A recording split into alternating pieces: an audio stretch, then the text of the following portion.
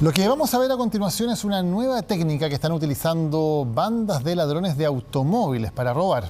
Lo que hacen los delincuentes es cerrar el paso con un vehículo y accionar un extintor hacia el interior del automóvil que pretenden robar, o bien lanzan el químico hacia el parabrisas para así bloquear la visión de la víctima.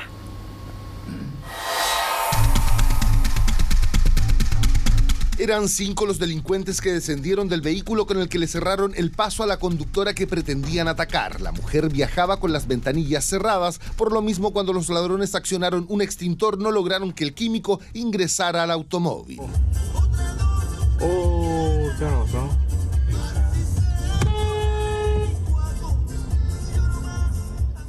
Eran puros niños de 15, 16 años. Y querían robar el auto, lo bueno que ella no sacó los seguros y se echó para atrás y para adelante, y como el otro auto para acá que estaba grabando, tocaba la bocina y ahí se asustaron. Según los testigos de este robo, que finalmente fue frustrado porque los delincuentes optaron por escapar, lo que los ladrones buscan al accionar el extintor frente al vehículo o hacia su interior es básicamente bloquear la visibilidad, asustar a la víctima y conseguir así que ésta descienda del automóvil sin oponer mayor resistencia. ¿Quién activó el extintor? Porque me decían que eran... Ellos lo que iban a robar el auto, porque ese es el método que tienen ahora, para nublarle la visión para que ella saliera del auto. Pero como ella tuvo buena reacción, no abrió los seguros, no se bajó, se echó para atrás. Todo ocurrió en calle Longitudinal frente a un establecimiento educacional en el que advierten que este no es el primer intento de robo que afecta a conductores en esta zona de la comuna de Maipú. Aquí la otra vez también a una señora le quitaron el auto ahí y después lo chocaron en Pajarito. Y aquí, si usted ve la plaza allá y cuando salen a tomar la micro allá, ahí en la parte de ahí de los mares, ahí se juntan varios muchachos y ahí los asaltan. Para concretar los robos de vehículos, estas bandas criminales utilizan distintas técnicas, en todas, por cierto, aplican violencia. Fue el caso de este conductor que denuncia que también en Maipú, delincuentes que lo habrían contactado a través de un perfil falso en una aplicación para pasajeros le robaron el automóvil. Relata que pese a que no opuso mayor resistencia, los ladrones de todos modos lo apuñalaron en varias oportunidades, dejándolo inconsciente.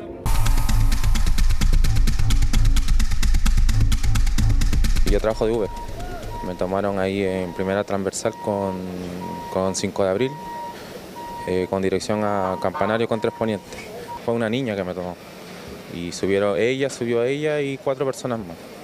Y al yo dejar al terminar el destino, me agarraron del cuello, me comenzaron a golpear, a apuñalarme, y de los cuales yo atiné a irme, a salir corriendo, ¿entiendes? Y de ahí ya no recuerdo nada. Frente a estos hechos, los expertos recomiendan estar siempre atentos a lo que ocurre a nuestro alrededor mientras se conduce o se viaja en un automóvil, ya que estar alerta lo ayudará también a reaccionar de una manera adecuada y prudente frente a este tipo de ataques delictuales cada vez más preparados. Como recomendación frente a este tipo de modus operandi del delincuente que llega con un extintor y que lo que quiere es intimidar o de alguna manera bloquear la probabilidad que el conductor huya del lugar, las ventanas bien cerradas. El delincuente normalmente anda armado, entonces la recomendación efectivamente es si ya no hay forma de poder mitigar o sortear este problema, hay que entregar el vehículo. En el caso del conductor de aplicaciones, este denunció los hechos a las autoridades. Lo mismo hicieron quienes fueron testigos de esta otra encerrona en la que los ladrones utilizaron un extintor para bloquear la visión y asustar a la víctima.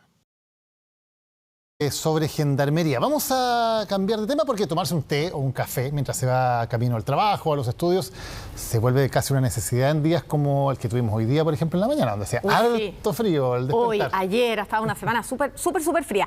Y es entonces cuando toman relevancia los vasos térmicos, la mejor opción, la más segura, pero también la más sustentable para transportar el agua caliente. Los pusimos a prueba a ver qué tanto mantienen la temperatura.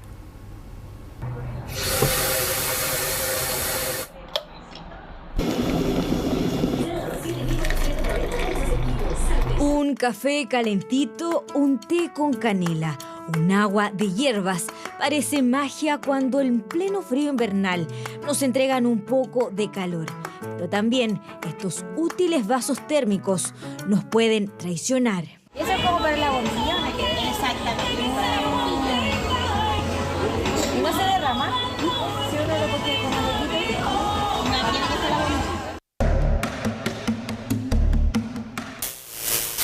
Estos vasos térmicos se convirtieron en una moda tanto en verano como en invierno y es cosa de recorrer barrios comerciales para ver la diversidad de ofertas.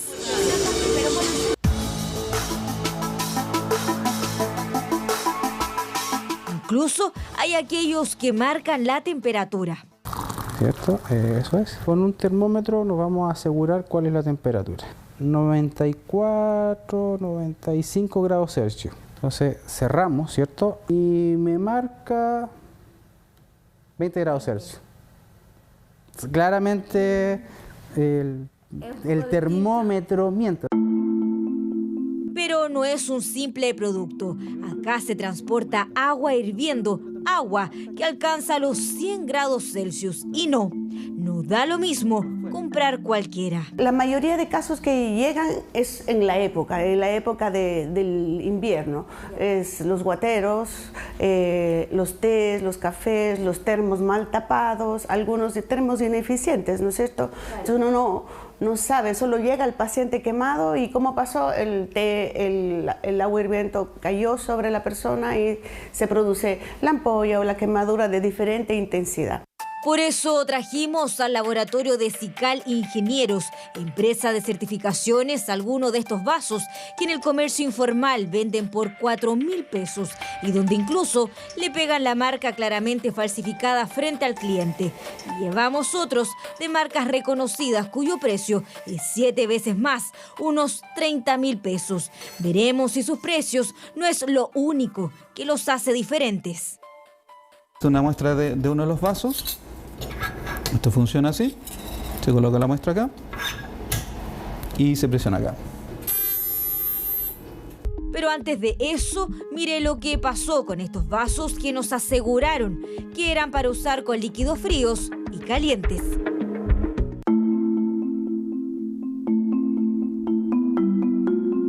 No solo explotó la tapa con fuerza, sino hasta se despegó el plástico que recubría el vaso.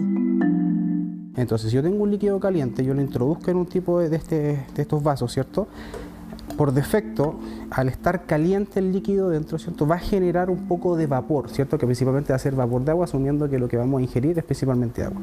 Entonces, cuando yo cierro esto, ¿cierto?, esto debe estar fabricado de tal forma que la presión ejercida por el vapor sea capaz de ser contenido, en este caso, por esta región que está acá, que es la que asegura, ¿cierto?, de que se mantenga el líquido dentro. Ahora la forma más segura es que estos vasos tengan este tipo de cierre y no solo una tapa a presión. ¿Cierto? Porque como podemos ver tiene este hilo, que es muy común en tornillos, ¿cierto?, cosas por el estilo, que es precisamente cuando uno lo gira, el hilo actúa como barrera física para que salga la tapa. Entonces eso le da un mejor hermetismo, ¿cierto?, sobre todo cuando yo tengo algún tipo de sustancia gaseosa, ¿cierto?, que hace presión hacia la tapa, ¿cierto?, para que ésta salga.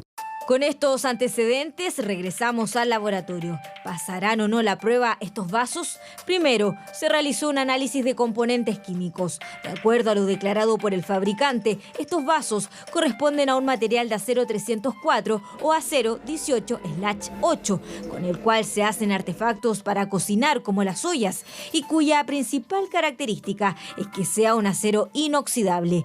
¿Qué pasó con nuestros vasos? Entonces, los resultados de las muestras de los vasos, hay 3 componentes que no corresponden al componente acero 304. Uno de ellos es el cromo, el segundo es el níquel y el tercero es el carbono.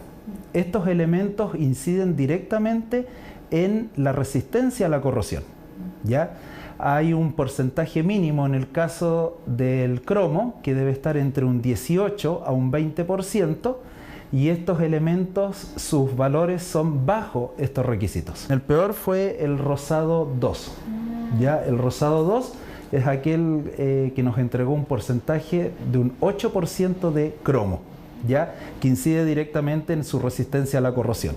Esto quiere decir que al exponer el vaso con agua por corto periodo de tiempo se oxidará, algo que comprobamos porque llenamos este vaso que salió con los peores resultados con agua y en menos de 24 horas ya se había oxidado. Y no es todo, porque en las 3 muestras de vasos comprados en el comercio no establecido se detectó plomo, aunque en muy bajo porcentaje. Si bien es cierto, el porcentaje de plomo tiene que ser lo más pequeño posible, la menor cantidad posible es lo que se recomienda, ¿ya?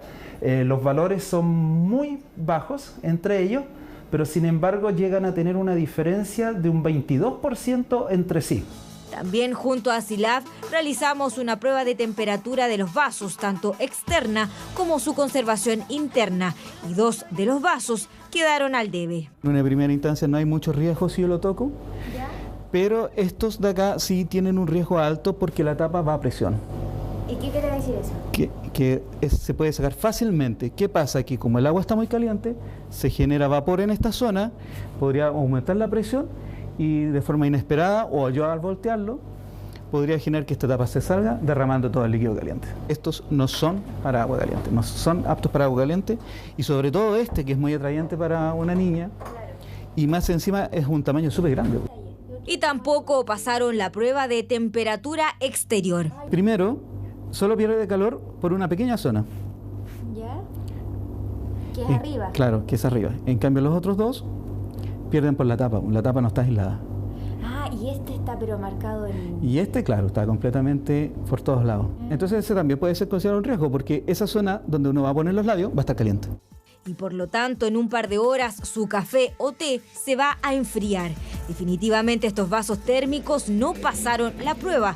Algunos, por su forma de cerrar, son peligrosos y en poco tiempo se oxidan.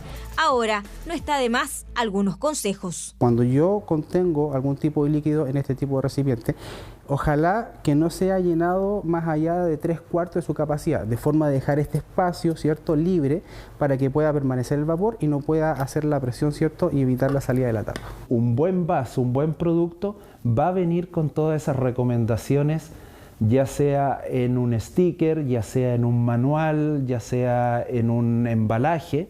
Van a venir estas precauciones establecidas para el usuario. Pero eso no nos dijeron en ningún local comercial, ni menos venía en algún instructivo. Solo lo encontramos en los vasos de marca y con un costo mucho mayor. Ahora sabe, hay diferencias importantes que pueden volver a ese agradable té en uno definitivamente que no querrá probar.